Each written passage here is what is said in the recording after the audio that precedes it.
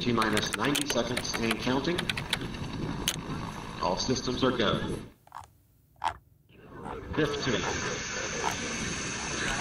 12, 11, 10, 9, 8, 7, 6, 5, start, 2, 1, booster ignition. How would you describe the phenomenon of Jets Twitter? Jets Twitter is a unique, no.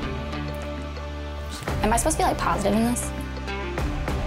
They are a special group, unlike any that I've ever met.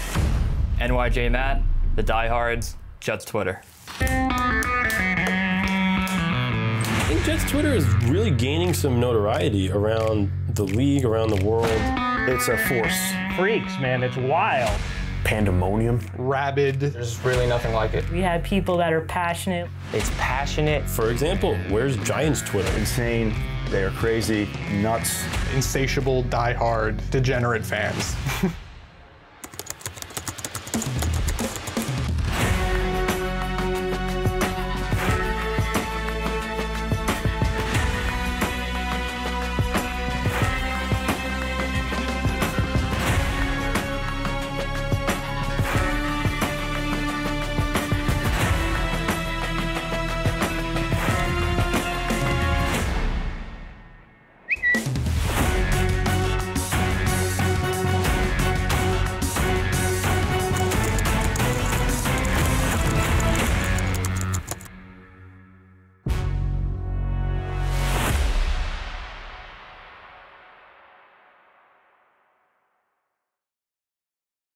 How much time would you say you spend a day scrolling Twitter to find out Jets news?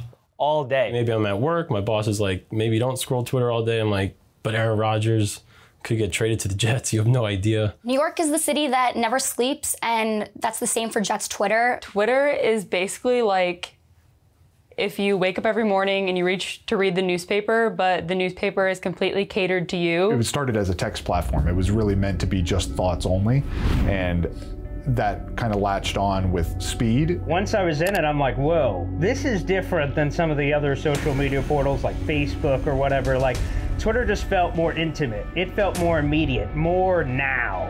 At a certain point, I just kind of started tweeting out into the void about sports and the Jets. Just the feeling of New York City and just knowing how important the fans and the city, what it means to be a Jets fan. There is nothing more electric than this fan base when the team is doing well. I think a lot of fans are really knowledgeable too, the history of the team, where they've been, when they've won, when they lost. My Uncle Kevin taught me so much about Jet football. He brought me the passion of the Jets. Things aren't going well, they're gonna let you know. If things are going well though, there's no better place to celebrate, there's no better place to be successful than New York. There's really nothing more electric than Twitter after a Jets win. Here it goes. It's kicked in the opposite direction. Here it goes. Oh! Get it! Get it! Jets football! The Jets got the ball! The Jets got the football! I was literally going crazy. Picked off! Ashton Davis! The Jets win! The Jets win! Ashton Davis ices the game! Who are some of the biggest personalities on Jets Twitter? Okay, I actually have a list, hold on. All right.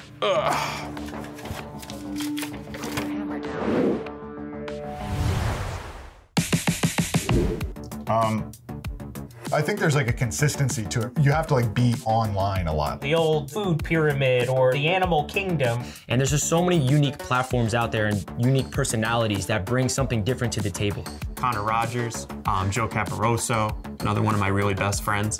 You know, there's been all kinds of guys that do great work, whether it's NYJ Matt or NYJ Mike, doing their process of kind of beating the fan base. There is no fan base that is more online than Jets Twitter.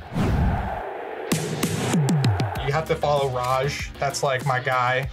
Manny, Jude. Drew from New Jersey is one of the pioneers. He's pretty hilarious. You'll have guys that have their account names are what they are. Optimistic Jets tries to put out some optimistic takes. To be part of that, there you have to be consistent. You have to earn your way into Jets Twitter. One that comes to mind is NYJ Matt. Like, Anytime we see his stuff coming up on the feed, he's always the first to hop on the trends, the first to make these creative videos. Like, there's never a lack of creative expression. All depends on who you ask. For me, I'm more into the podcast. During the offseason, I think one thing you always see is Jets Twitter is always the most active, ready to go for the draft, free agency, and training camp. The NYJ guys, NYJ Matt, NYJ Mike, Connie Scouts, Michael Nania, Robbie Sabo, guys like that. Drew from Jersey.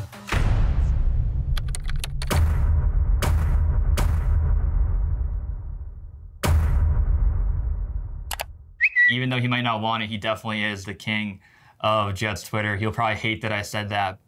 He is, I would say, the leader, the most fascinating guy I've probably ever met online. Drew is, he's like the Jet Oracle. People hold his opinion to a very high regard.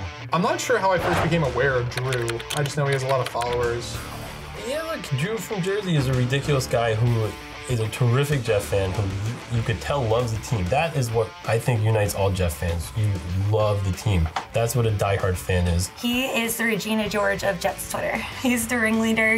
He's more than just your typical fan. He's very, very knowledgeable. He'll name you 1 through 53 on the roster, no problem. Drew from Jersey, a little bit edgy, very fun, puts out some wild opinions, and then lets people fight in his comment section. I think that he's almost kind of like a thought leader. I think that's kind of what makes him a little scary. He's almost like a cult leader. You know, if he says something, he's going to have hundreds and hundreds of people who agree with him. He definitely brings a lighter side to Jets Twitter. And he also does have some, some hot takes and things of that nature. So it's definitely fun to see. He doesn't follow me back, for the record. So I don't know what the deal is there. So Drew, if you're seeing this, follow me back. You need to stop playing these games with me. Outspoken, definitely a ringleader, always on your Twitter page, whether you follow him or not. If you refresh and that hashtag Jets comes up on your feed, it's almost for certain that there will be a tweet from Drew from Jersey on there.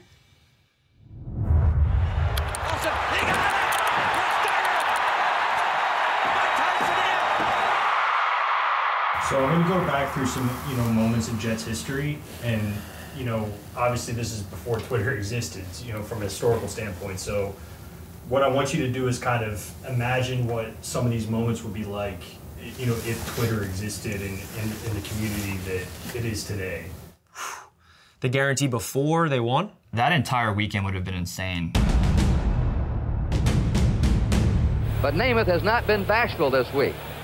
And he has said that the Jets are going to win. He doesn't even predict it. He said, I guarantee a Jet victory. If Twitter existed when Joe Namath guaranteed the New York Jets to win the Super Bowl. What an epic moment in the history of the world, not even sports. That would have been a little bit of a, go that far. That might be a little bit too much. You got the coolest quarterback of all time. I mean, the amount of commercials he was in, the amount of celebrities he was walking with. Now, I don't wear pantyhose, but if beauty mist can make my legs look good, imagine what they'll do for yours. If that were to happen nowadays, it would truly break the internet, and I don't know what Jets Twitter would do. Watching the game, knowing that he said that, it would have been like nothing else, honestly. The hype, the tweets would have been flying all over the place. We're going to rally around it. We're going to get excitement, palpable. We'll put the championship in there. For Jets Twitter to exist back then, oh man. The New York Jets are the world champions. They have upset the Baltimore Colts and beat them handily here today. I really wish Twitter did exist back in 2000 to see really what the Monday Night Miracle is all about. You'd have people early in the game saying, this game's over. This is a disaster. How could we lose this one? I'm done. I'm quitting. I'm logging off. I'm deleting. We'd probably have at least one person delete our account. And then midway through the fourth quarter, he'd bring it back. The Monday Night Miracle must have been so fun to watch live. To be down 30-7 in the fourth quarter, and you're playing your rival Dolphins, who are also good. And then flip the script. They come back with the whole world watching. That is the Cleveland game on steroids. Most of the commentators, except for one, thought the game was over. During big comebacks, sometimes I just stop tweeting, and then suddenly the tide starts to turn, and you're just like... Did I see that graphic correct? 19 first downs in this quarter? That's unbelievable. As things start to unfold, you see what's happening towards the end of the game. Things do go the Jets' way. You're getting, I knew it all along. I had no doubt that they were going to be able to pull this off. And then you slowly see the Jets start creeping back in the game. Whoa, What's happening? Absolutely amazing to see the reaction from not only Jets Twitter, but the NFL community around Jets Twitter. Now there's all this pressure.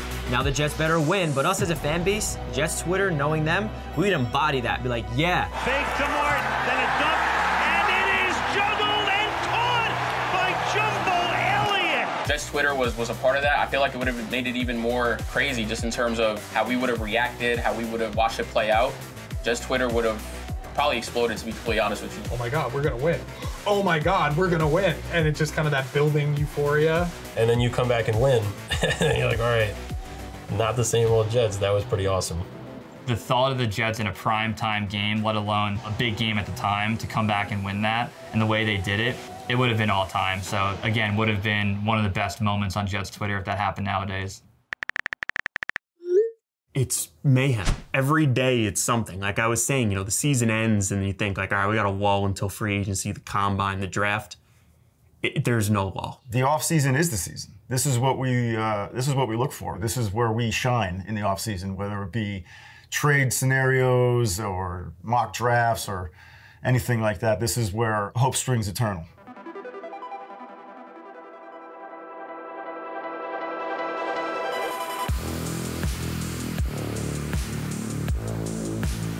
The offseason for this fan base has been just as fun as the season, because that's where we can really talk about and come together as a fan base and really discuss where are we going to go, how are we going to upgrade this position, how are we going to upgrade this position, how are we going to get better here, are we going to trade for this guy, are we going to draft this player. And I think it's a really fun thing because there's no football being played, there's no games to talk about. So the awesome thing about the offseason is it brings us as a fan base on Twitter to have those discussions, to debate. The offseason in its simplest form is the Super Bowl for Jet fans and for Jets Twitter. It allows us to speculate openly and agree and disagree on who they should chase, who they should fire, who they should hire. It's a wild time, but it is unequivocally the Super Bowl for New York Jet fans.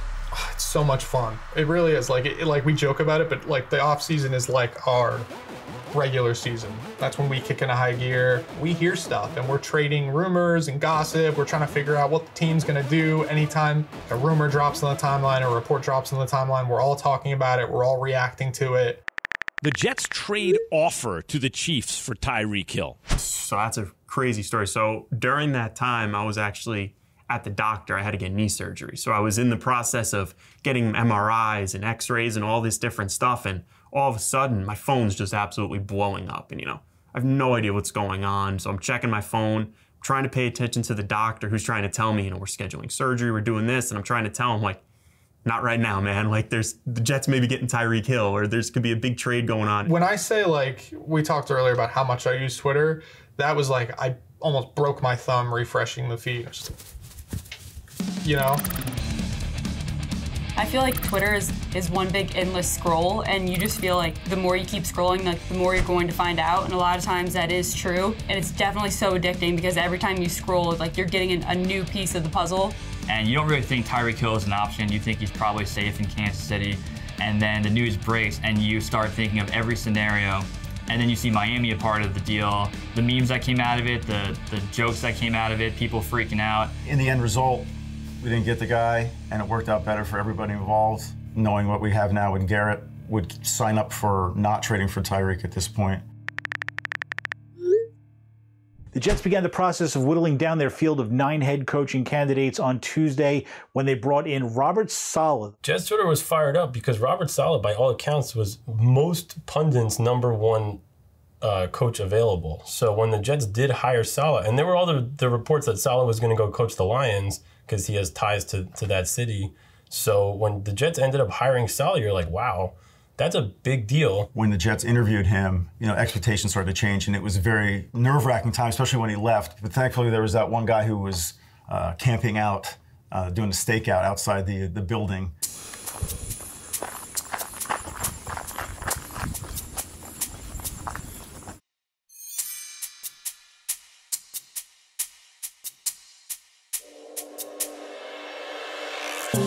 I mean, that just proves how awesome Jets Twitter is. We have somebody camping outside the facility to give fans on Twitter an inside scoop of what's going on. We found out that there was a guy in the bushes sitting outside taking pictures with his phone from 200, 300 yards away. We literally had a guy hiding in the bushes outside Florham Park, waiting to see if he came out. He's actually still out there. I saw him on my way in. I think I was even like encouraging him. I was like, don't leave. Stay for as long as you can. I hope you brought food. You know, in the middle of all this, there was that guy in the bushes. When I was coming in here for this interview, I'm like, was this where that guy was that saw Robert Saleh?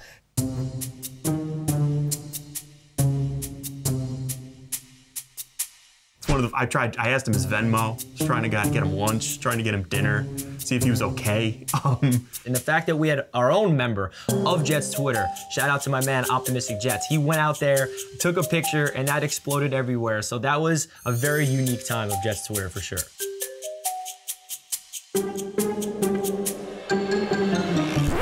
So yeah, there's this persona around us that we were, you know, hiding in the bushes, taking a picture of Robert Saleh coming out of the Escalade during his time of the hiring, but that's not actually how it went at all. The way it went was we actually live in the area and I attend school, you know, very close to the facility, so we were driving by and we saw the car parked outside. We decided, you know, it would be a good idea to take a picture of it and put it on Twitter and kind of see people's reactions, so that's how it all went down. Once the offseason hits, everyone is 0-0. Everyone's undefeated. There's hope in the air. I think that's one of the things I love about the NFL offseason is that for every team, like, hope springs eternal. Gunning for the top spot. Every year is a new year. The Jets have a chance to do something very special. And I think especially this year too is, you know, the team is close. We all know the team is really close. The NFL is unlike a lot of other sports leagues. You could go from 0 to hero, last to first. You can turn it around. 24/7 all day, lights on and it's time to go. Go set and it's my time. You more like a no-show. Couple moves, certain key positions could truly put them over the top. The hype is real. I think the hype is warranted. I think it's real. But this team has so much talent. There's actually kind of incremental progress for the first time in a while. We're seeing the team get better. I think the sky's the limit for this team. We have a star wide receiver in Garrett Wilson, who had over 1,000 yards this year. We have a lockdown corner in Sauce Gardner. And then you go to that defense. I mean, they were top 5, baby. I know with Joe Douglas, I think he's done a really good job being aggressive while also building talent with this team. It is really a clean slate, and there's always so much optimism going into the offseason, especially when you have the foundation in place, I feel. With Joe Douglas, you have Saleh in place. You don't have to worry about a GM search, a coach search. They hired Nathaniel Hackett as the offensive coordinator. You don't have to worry about that. Kind of just building off of what you had last year. I think there's a lot of excitement to see how they'll add to it and how they'll get better and kind of hopefully finally take that next step. You know, playoffs maybe, hopefully. That'd be nice. You get below average quarterback play, this team's going to the playoffs. If you get a star quarterback in here, they're going to the Super Bowl, baby. The Jets are right there, and if they get a quarterback, move out of the way. This is literally coming to a head right now, and there are so many, I keep using this phrase, games of chicken that are sort of running on parallel lines. How do you see all of this? And give me the crystal ball. How do you see it playing out? I'm a Rodgers guy. I want Aaron Rodgers. I know where I stand. I mean, I want Aaron Rodgers. An elite quarterback in the league. I'd still say he's a top 5 talent. You check every day. I'm looking at Aaron Rodgers' Instagram followers, trying to see if he followed anyone from the Jets. There's new information coming out each day. People are like following along with Aaron Rodgers' retreat into darkness. Aaron Rodgers is out of his darkness retreat and back in the public eye. But I think Rodgers is probably the best fit for what this team is right now and where they are right now. This waiting game is brutal, though. What do you imagine the reaction would be like on Jets Twitter if, you know, you hear the break news? Oh, it's going to be nuts. I don't think people even realize how exciting it will be.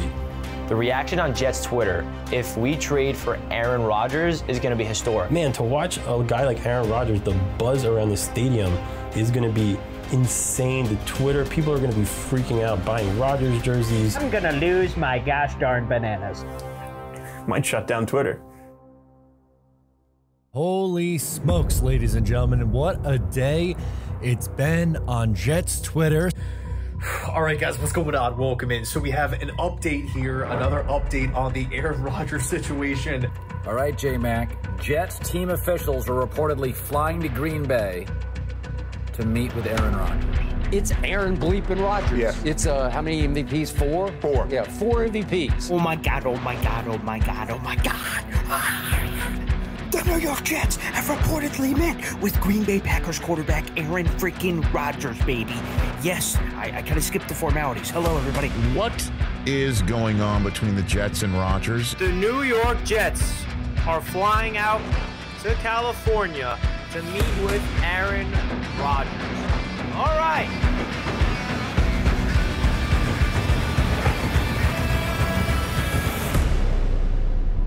We're in the middle of Aaron Rodgers watch. Day 47, maybe. I don't know. Let me turn on the flashlight. Hope remains high that something's going to happen. The way that I feel about the New York Jets is the way that every single passionate New York Jets fan feels about this team. Every Sunday, if we're not at the game, we're in front of that TV at 12:30. The calendar is clear for when the Jets are on. It's something that I'm always watching on TV. Football is honestly one of my first loves. When I think of the Jets, I think of family, I think of love, and I think that's something that also that you could relate to Jet Twitter.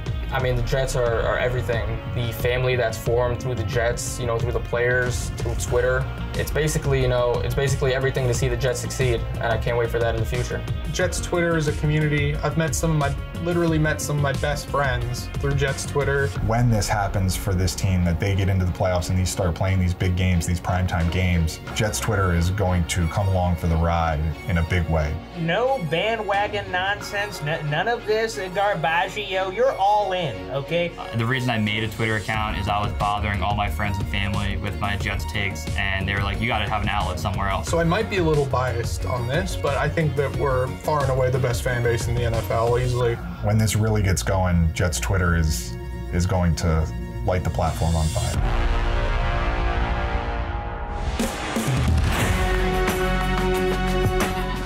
I don't think there's anything like us. Can't tell me that some of these other teams have the same sort of... I will stick with this team until the end. That's it.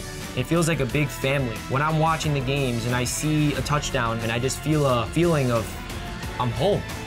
You're a fan of this team because you love them. Passion, it's loyalty.